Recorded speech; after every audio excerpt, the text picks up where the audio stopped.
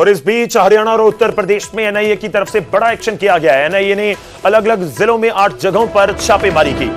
BKI Babbar Khalsa international आतंकी गोल्डी बराड़ से जुड़े ठिकानों पर यह छापेमारी की गई है। कई इलेक्ट्रॉनिक गैजेट्स को भी जब्त किया गया है। कुछ और भी सामान है जिसको जब्त किया गया है। 2024 में गुरुग्राम के क्लबों पर ग्रेनेड हमलों से जुड़ा हुआ यह पूरा मामला है। गैंगस्टर रोहित गोदारा ने सोशल मीडिया पर एक पोस्ट के जरिए इस हमले की जिम्मेवारी ली थी। 2024 में गुरुग्राम के क्लबों पर हमला हुआ था, उससे जुड़ा हुआ मामला है और एनआईए की तरफ से बड़ा एक्शन है। 8 जगहों पर 8 जिलों में जो छापेमारी की गई। शंकर आनंद हमारे सहयोगी इस समय फोन लाइन पर हमारे साथ हैं। शंकर, बताइए थोड़ी जानकारी, क्या कुछ है, कहां पर ये छापेमारी हुई है और इसमें कोई कामयाबी, कोई गिरफ्तारी अभी तक?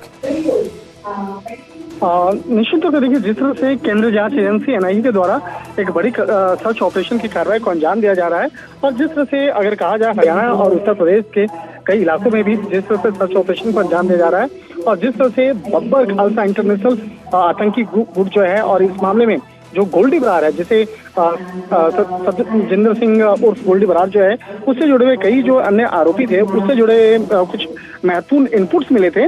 उसी के आधार पर आज जांच एजेंसी एनआईए के द्वारा इस सर्च ऑपरेशन को अंजाम दिया जा रहा है।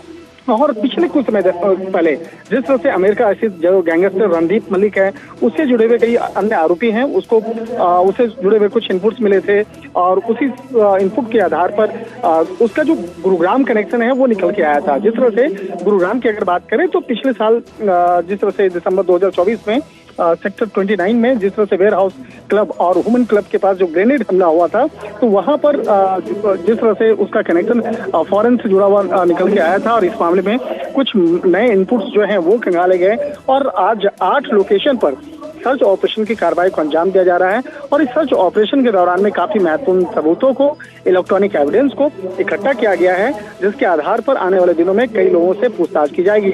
और खास तौर पर जिस तरह से जो एक बहुत ही चर्चित गैंगस्टर है रोहित गोदारा, उससे जुड़ा हुआ जो और भी कनेक्शंस हैं उसको खंगालने में जुटा हुआ है। तो एक तरह से कह सकते हैं जांच एजेंसी एनआईए के द्वारा एक बड़ी सर्च ऑपरेशन की कार्रवाई को अंजाम दिया जा रहा है और जल्द ही इस मामले में कुछ अन्य जो बड़ी कार्रवाई है उसको अंजाम दिया जा सकता है। शुक्रिया शंकर, धन्यवाद हमारे साथ जुड़ने के लिए। तो ये पुलिस की तरफ से, एनआईए की तरफ से, नेशनल इन्वेस्टिगेशन एजेंसी, देश की सबसे बड़ी जांच एजेंसी इसको कहा जाता है एनआईए, और जब लिंक भारत से बाहर भी किसी केस के जुड़ जाएं तो एनआईए की एंट्री हो जाती है। और हरियाणा और यूपी में, उत्तर प्रदेश में एनआईए की तरफ से 8 जिलों में बड़ा एक्शन किया गया।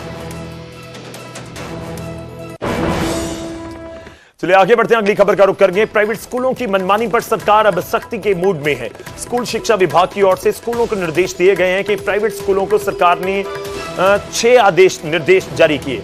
नए शैक्षणिक सत्र की शुरुआत से पहले सख्ती की गई है और जो आदेश है उनमें महंगी किताबें खरीदने के लिए दबाव नहीं बनाया जाएगा। एनसीईआरटी और सीबीएसई की किताबें ही अनिवार्य होंगी। हर बार स्कूल की यूनिफॉर्म में बदलाव ना किया जाए। तो 6 निर्देश दिए गए हैं, उनमें जो अहम है कि हर बार यूनिफॉर्म बदल दी जाती है, तो उसको ध्यान में रखते हुए ये आदेश दिए गए। अंकित दुधानी हमारे से होगी इस समय हमारे साथ जुड़ रहे हैं, सीधा उनका रुख करते हैं। अंकित, थोड़ा सा बताइए 6 आदेश कौन कौन से? बिल्कुल, 6 आदेश दिए गए हैं। उसमें यूनिफॉर्म को लेकर के है कि हर बार यूनिफॉर्म बदल दी जाती है तो यूनिफॉर्म ना बदली जाए। वहीं किताबों को लेकर के है कि किताबें महंगी दी जाती हैं और जो प्राइवेट पब्लिशर्स हैं उनकी किताबें लगाई जाती हैं, तो एनसीईआरटी की और जो सीबीएसई की किताबें हैं वही लागू हों, प्राइवेट पब्लिशर्स की किताबें ना लागू हों।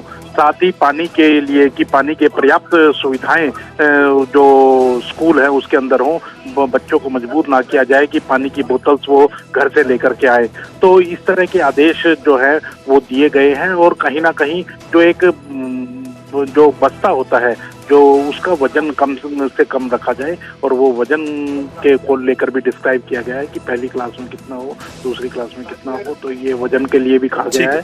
तो कहीं ना कहीं ये सारे जो एसओपीज हैं वो बताए गए हैं। शुक्रिया, धन्यवाद हमारे साथ जुड़ने के लिए, इस पूरी बातचीत के लिए। तो ये कुछ आदेश हैं, 6 आदेश हैं जो दिए गए हैं शिक्षा विभाग की ओर से, स्कूल शिक्षा विभाग की ओर से, और प्राइवेट स्कूलों की मनमानी को रोकने के लिए सख्ती की गई।